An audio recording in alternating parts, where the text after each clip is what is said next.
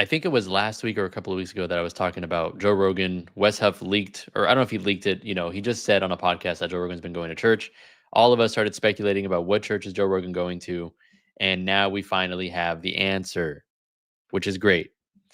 And like I've been saying, and like I said in that video, this is not a time to be bombarding Joe Rogan with arguments for your denomination or your church or something. This is not a good time for that. A new Christian, just let him learn what he can about the faith from wherever he is, and eventually, conversations will happen and maybe he'll grow. But the worst thing you could do is push somebody out of Christianity altogether by, as soon as they say, I'm interested in Christianity, you start like a rabid dog just barking at them. You need to come to my church or else you're not saved. You don't need to do that from the outset. Just be patient. You know, Joe Rogan is a thinking human being with faculties of reason of his own, and he doesn't need us to explain every single thing to him before he can explore things for himself. All right. I think I've said enough. Let's get this video up and running. All right. So here's it's a really quick clip. There is profanity. Get over it. It's going to happen. I warned you. Okay. Wait, are you going to church too, or is that bullshit? I have been to church. Oh, fuck. Why? Have you ever been to church before? I've been. It's actually very nice. They're all just trying to be better people. It's a good vibe. Why don't you go to a They Catholic church? sing. I Let's tried get you. that. I did that. I went to St. Pat's in New York. Yeah, That's last- a beautiful Kennedy place. got married So at? nice. Some But guy wait. gave me a rosary. I keep it. If it's not It's very Catholic, nice. which one is it? it's just a Christian church. A non-denominational Christian. church. Yeah, all this fucking Joel gibberish. Osteen shit. No, yeah, I'm just giving all my money make to fun of Austin. your religion. Animal proteins. That was it. That's the whole conversation they had about this. It's funny. I love that Shane Gillis is like, you should go to a Catholic church. Just do it. Just go to a Catholic church. So yes, Joe Rogan is going to what appears to be a non-denominational church. And of course, I don't go to a non-denominational church for a reason. Many of the people who watch this channel don't go to non-denominational churches for a reason. I don't think that's the fullness of Christianity. However, I don't think it's helpful, like I said earlier, to be bombarding him with arguments or be disappointed. I think it's fine for now. Like, let's just be happy that Joe has accepted Christ and is a Christian of some sort.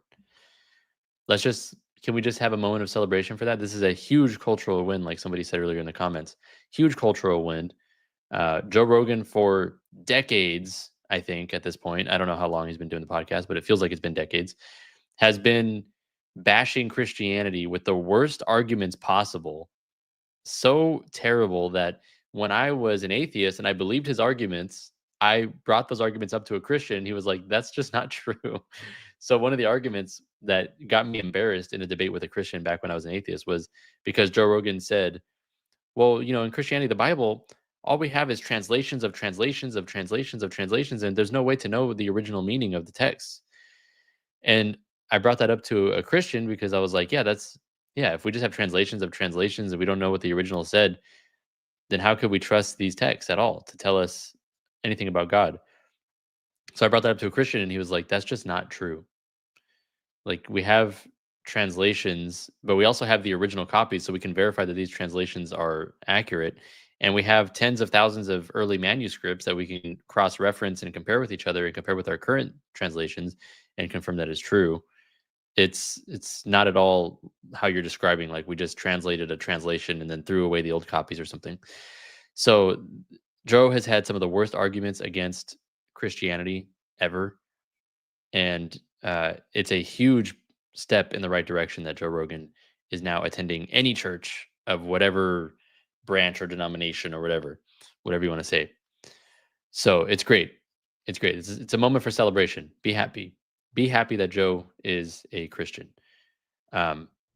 However, we could also fall into the error of thinking, well, it doesn't matter what Joe Rogan or anybody believes as long as they accept Jesus. This is something that a lot of my family says, something that a lot of Protestants, non-denominationals, even some Catholics will say things like this. As long as you believe in Jesus, It's fine, and it doesn't matter which church you go to. Just hey, as long as you have a relationship with Jesus. So it's about the relationship, not about the religion. However, however, yes, you missed the reveal. Non-denominational. All right, Radix and Nova. However, it doesn't appear to me that the early Christians or the Bible itself ever made room for the idea that you could just be a generic Christian and not, and it doesn't matter as long as you believe in Jesus. I never got that impression from the scriptures or from or the early church. And we can look at some examples today really quick because I do have an entire video on this where I think I go into this for about an hour. I go into all of the scriptural defenses of why it matters what church you go to, and all of the early church quotes that attest that this has been the belief ever since the beginning of the church. So, for some quick scriptural references here, we can look to the fact that Jesus Christ, in fact, did come to start a church. And many Catholics will point out, and Orthodox, that Jesus didn't leave us a Bible, he left us a church. So, where many Protestants will say things like, as long as you have your Bible, me and my Bible, that's all I need. He, whatever. I don't need a church. I just needed my Bible to tell me how to have a relationship with God. The Bible is obviously great. It's God breathed. It's inerrant. It's wonderful, beautiful, and you should read it every day. But Jesus didn't leave us a Bible. He left us a church, and we can see that in the scriptures themselves. So Matthew 16:18 says, "And I tell you, you are Peter, and on this rock I will build my church, and the gates of Hades will not prevail against it." So clearly, Jesus was establishing a church. He didn't say, on this rock I will build my scriptures. He says, I will build my church. So he establishes a church, and that church does have authority. So much so that Jesus says in Matthew chapter 18, verses 15 through 17, that if somebody doesn't listen to the church in resolving a personal dispute, then they are to be treated as a Gentile and a tax collector. So let's just read this passage real quick. This says, this is Jesus saying, if another member of the church sins against you, go and point out the fault when the two of you are alone. If the member listens to you, you have regained that one. But if you are not listened to, take one or two others along with you so that every word may be confirmed by the evidence of 2 or 3 witnesses. If the member refuses to listen to them, tell it to the church. And if the offender refuses to listen even to the church, let such a one be to you as a Gentile and a tax collector. Okay. So Jesus is establishing a church that has so much authority that if somebody disobeys this church, they are to be considered a non-believer. They're not really a Christian anymore. Okay. And then we also have Jesus giving the apostles some very specific authority in John chapter 20, when he tells them after his resurrection, if you forgive the sins of any, they are forgiven them. If you retain the sins of any, they are retained. So the apostles had a lot of authority. The church was meant to have a lot of authority. And that authority doesn't appear to have been limited to just the lifetime of the apostles. That would just be strange. And we also have 1 Timothy 3:15, which says, if I am delayed, you may know how one ought to behave in the household of God, which is the church of the living God, the pillar and bulwark of the truth. So the church of the living God is a pillar and bulwark of the truth. So it really does matter. I mean, the church was always meant to be one, and it doesn't appear to me that if you disagreed with the church, that the apostles or Jesus himself ever thought you could just break off from that church and separate and just start your own church. And as long as you believe in Jesus, it's fine. And there's also elsewhere, I don't have it prepared here, but elsewhere Jesus tells the apostles, whoever listens to you, hears me. Whoever rejects you, rejects me. So it does seem that this church has authority, and that rejecting that church means you are rejecting Jesus Christ himself, which is a problem for Christians who are in things like non-denominationalism, because it doesn't appear that the early Christians or Jesus himself allowed for non-denominationalism to be an option. You can't really separate from the church that Jesus founded and still consider yourself a a follower of Jesus, because he says, if whoever rejects you rejects me. So for more on this, let's talk about what the early church thought of this. And this is something also that I talked about on Catholic Answers yesterday, because we were talking about the Eucharist, and Cy Kellett was saying, if you like, do you believe that the whatever Jesus was holding, the bread that Jesus was holding when he said that this is my body, do you believe that that was his body? And then maybe it just, ever since then, we haven't been able to actually have his real body, but that one instance was his body, because Jesus uses very specific language there, and he's in the presence of only his closest apostles. So there's no reason to be speaking in parables. And he tells them, this is my body. So is Jesus lying? Is he speaking an unnecessary metaphor? Whatever. So the idea that Jesus would do something just once and then that would just be the end of it. It's not meant to be done again and again. First of all, he says, do this in remembrance of me. So he says to continue doing it. But the promises that Jesus gives to the church in the Eucharist, in the Holy Spirit guiding the church into all truth, these promises were not made just for one generation of men, just for the very first apostles. It was made for the church for eternity. In the same way that the Passover was not made for just one generation of men. It was commanded that they would practice that repeatedly every year. So it's a strange position to hold if you're going to say that, well, yeah, the apostles had authority, but after them, it was kind of a free for all. No one had authority at all after that.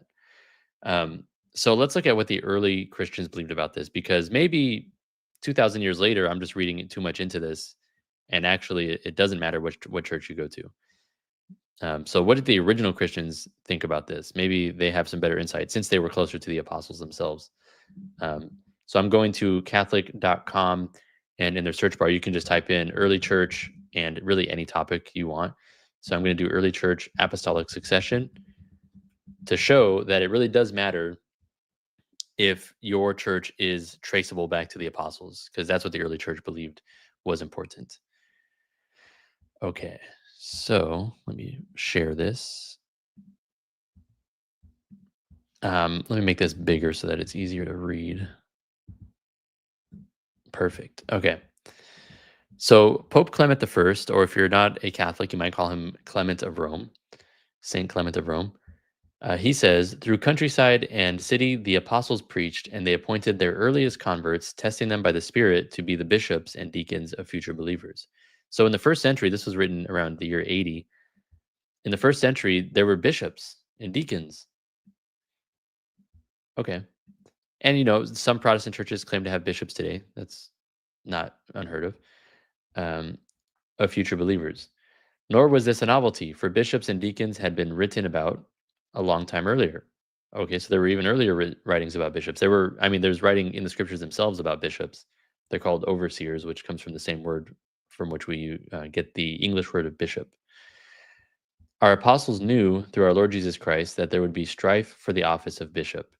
For this reason, therefore, having received perfect foreknowledge, they appointed those who, have already been mentioned, and afterwards added the further provision that if they should die, other approved men should succeed their ministry.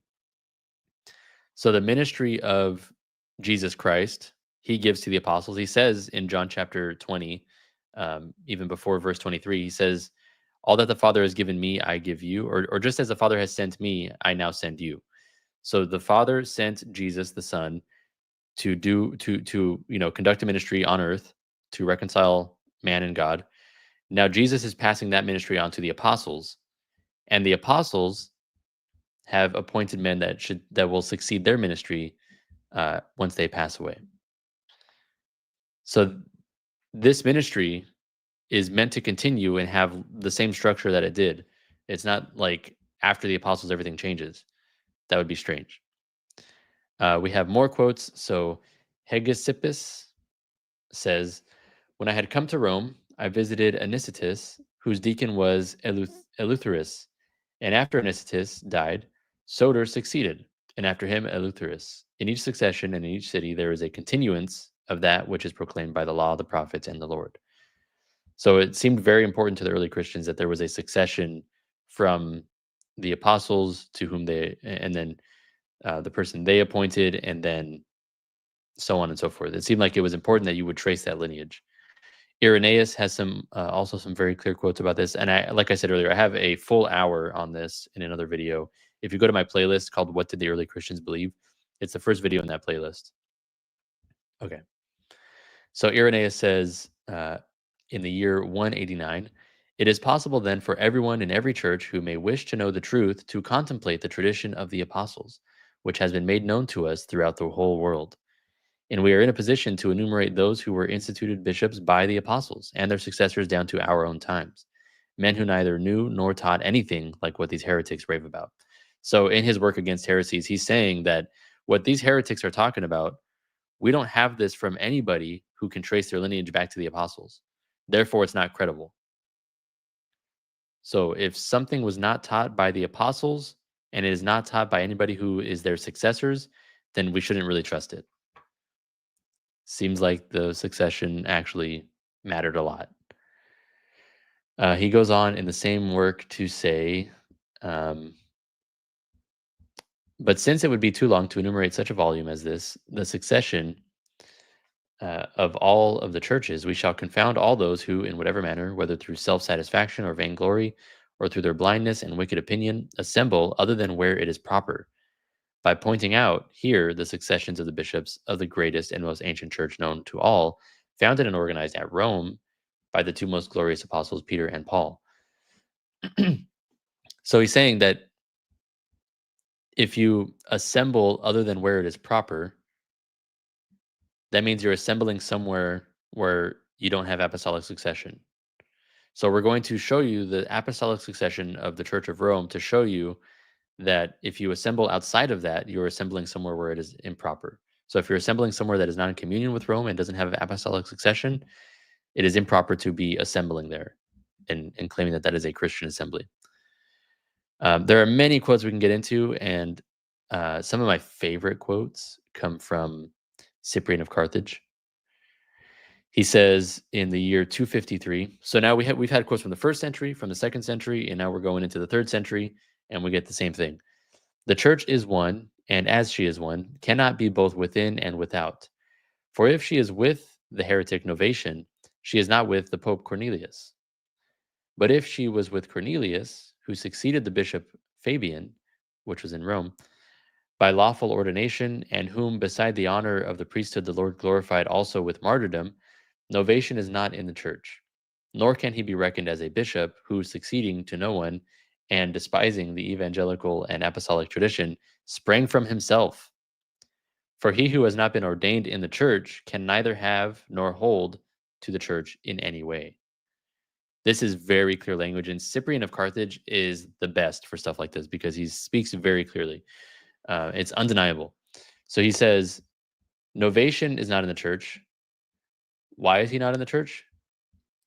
And he cannot be reckoned as a bishop. Why can't he be reckoned as a bishop? Maybe he wants to be a bishop. He wants to call himself a bishop. Why does it matter? Because he has succeeded nobody. He cannot trace his lineage back to any apostles. He doesn't succeed anybody who was ordained in the lineage of apostles. And he sprang from himself. So apply this to today. If somebody wants to start a church and they think, well, you know, I'm a Christian. I don't belong to any denomination. I'm a non-denominational Christian, which is its own denomination, by the way. But I want to start a church. So I'm going to, you know, just start a church. If I can rent a building and I can get enough people to show up and I can keep this thing running, then I have a church. Well, Cyprian of Carthage in the 3rd century says, no, spring from yourself and declare yourself an authority. Because if you have not been ordained in the church, you cannot have nor hold to the church in any way. It's very clear. So we have 1st, 2nd, 3rd century now. We can even move to the 4th century with St. Augustine, who says, there are many other things which most properly can keep me in the Catholic Church's bosom. The unanimity of peoples and nations keeps me here. Her authority, inaugurated in miracles, nourished by hope, augmented by love, and confirmed by her age, keeps me here. The succession of priests from the very see of the Apostle Peter, to whom the Lord, after his resurrection, gave the charge of feeding his sheep, up to the present episcopate, keeps me here. So the succession of the apostles all the way up to the current priests, any priest at any Catholic church you go to was ordained by a bishop who was ordained by a bishop who was ordained by a bishop, and you can trace it all the way back to the apostles. It is that succession, in part, that keeps St. Augustine as a Christian. Beautiful. So we just went through the 1st century, the 2nd century, the 3rd century, and the 4th century quotes of major figures in the church saying these things very clearly, that it actually does matter what church you belong to, because if you don't belong to a church with apostolic succession, then you are not in a church. You're not in the church. So that's very clear. I mean, it's not to say that people who are non-denominationals or, part of what we would call low church Protestantism are, terrible people, or, we need to insult them or something.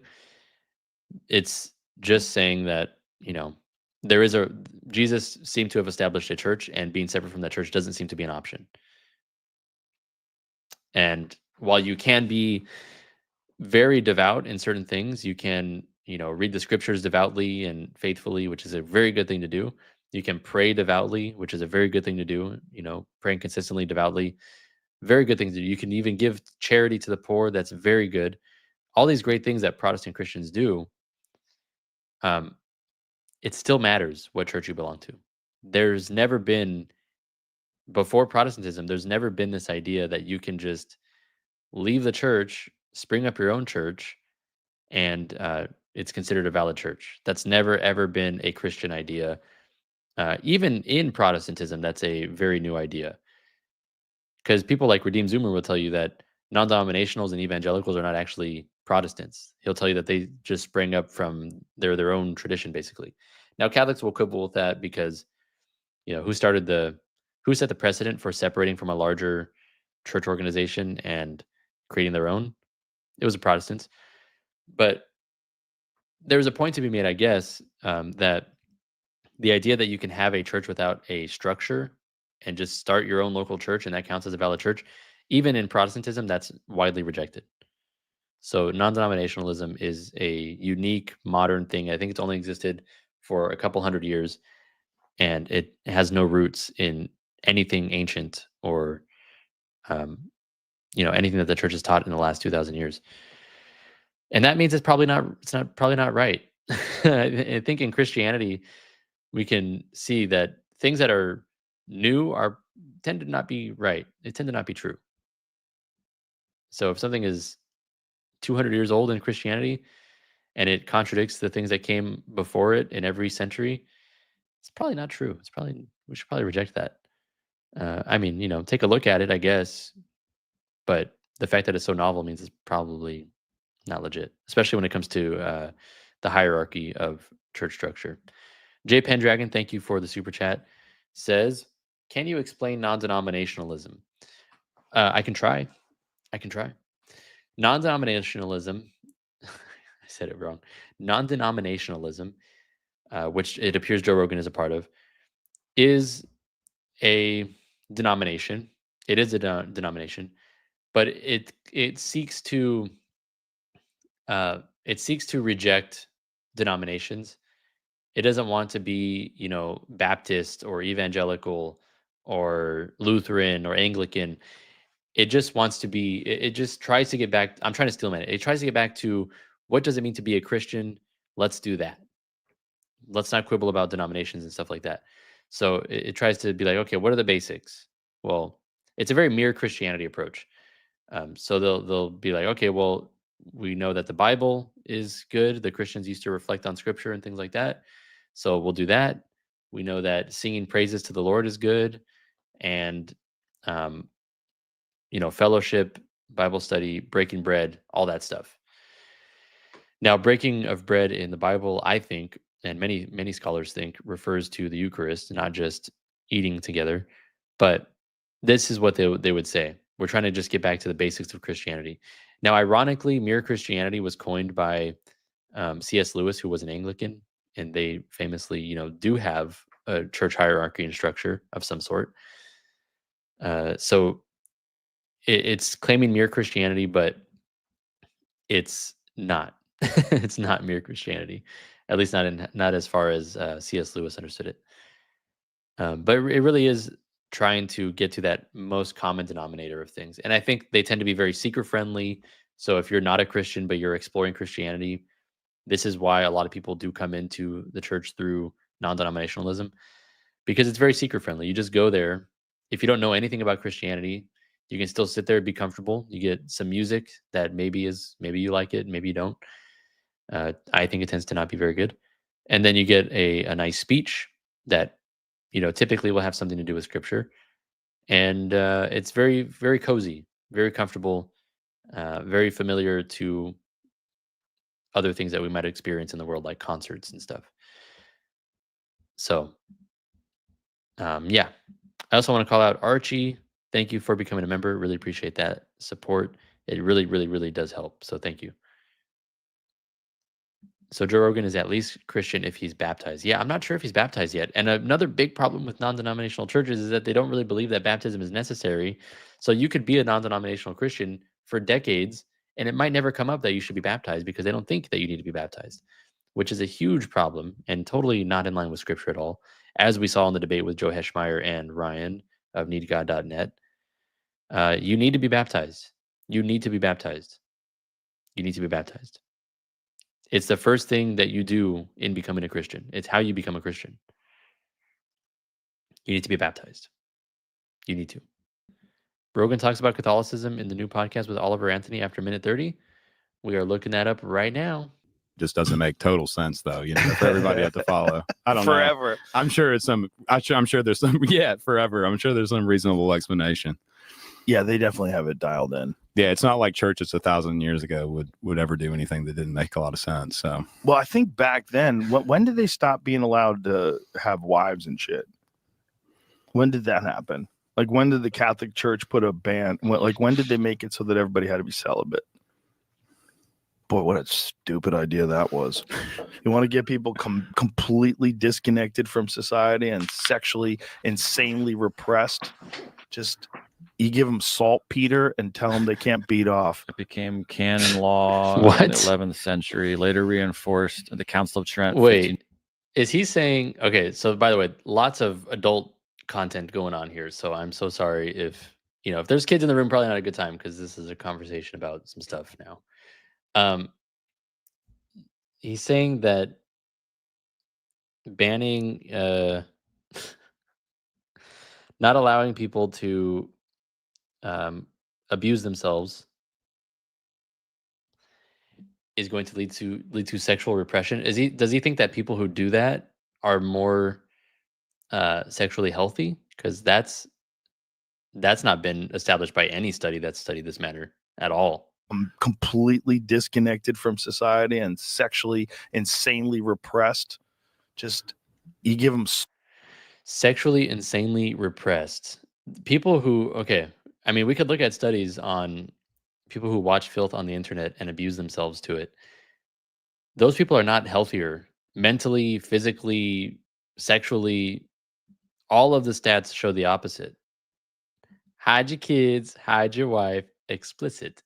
I have to make the noise with my own face because I don't have the technology. Explicit. No, this is total nonsense. This hasn't been shown by any scientific studies. So Rogan, so this came out after he announced that he's going to a non-denominational church, which means he thinks that the non-denominational church he goes to is accepting of self-abuse.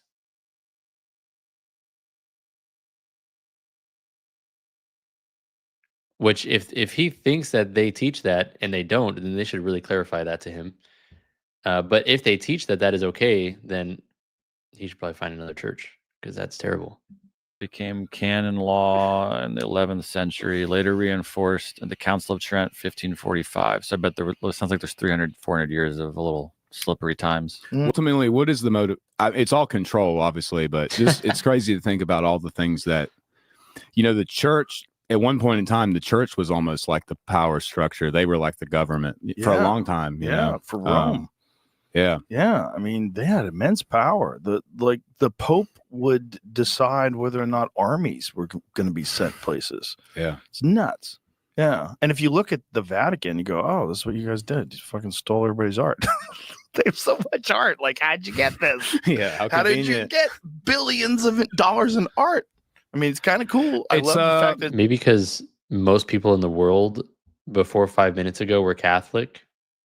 Or not most people in the world, rather, but most Christians were Catholic. Most people in the Western world were Catholic.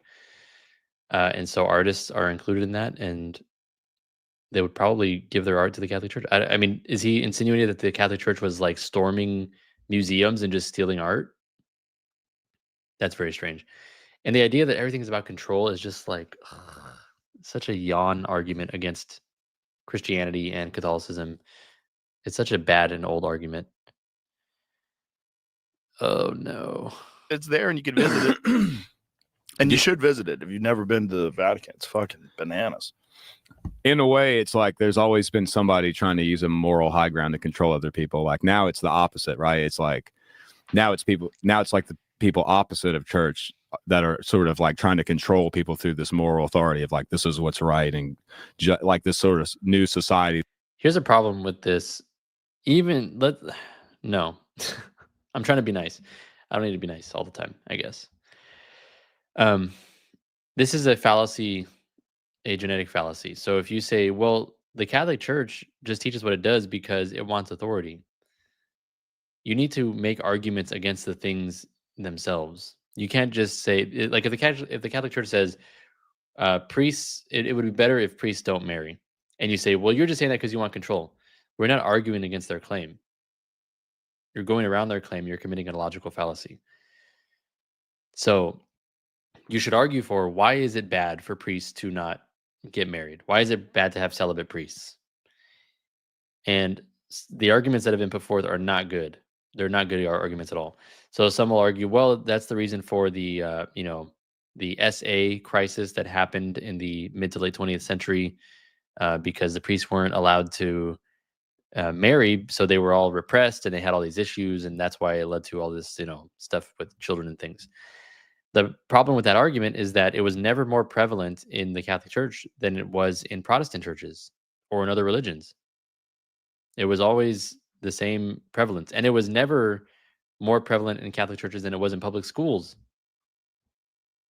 So if not marrying, if priests being single is the problem here, being celibate, then you would expect to see this issue more in the Catholic Church than in Protestantism or in public schools, or in other areas of life where that is not the case, where people are not barred from getting married.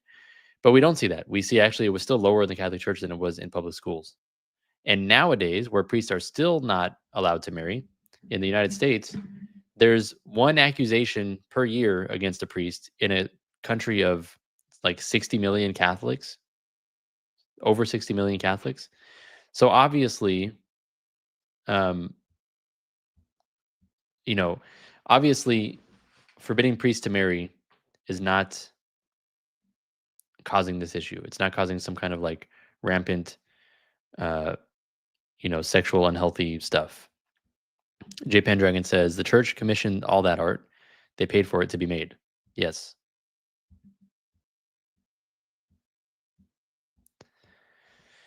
So this is unfortunate, but hey, just a few years ago, Joe was making terrible arguments against Christianity. Now he's going to a Christian church, a Protestant Christian church, non-denominational. Who knows? A few years from now, he could be checking out the Catholic Church. Who knows? But that is unfortunate. Lots of falsehoods. Why would the church teach difficult doctrines if their goal was amassing power? If the goal is more power, then why not teach more popular and easily acceptable doctrine? Yeah, if the church wanted more power, especially right now, they would just say, yes, there are 5 bajillion genders, and surgeries for children with gender dysmorphia are totally legitimate. And if you disagree, you're a bigot. And we're going to side with whatever the majority of governments say at the moment. But instead, They do the opposite. They say, even though everybody nowadays, even though governments and continents are for these practices and for so-called same-sex marriage, we are still going to hold the line against that, even if it costs us members, even if it costs us, international support. We're still going to hold to the truth because the truth is the truth. So the organization that has held to the same truth for 2,000 years is definitely not just looking for power, because it's very easy to change with the times if you really want that power. It's a dumb argument.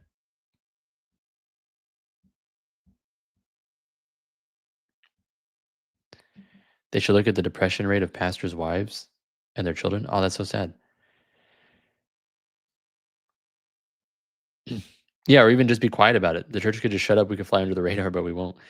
Yeah, like Pope Francis didn't have to publish the what was the encyclical called?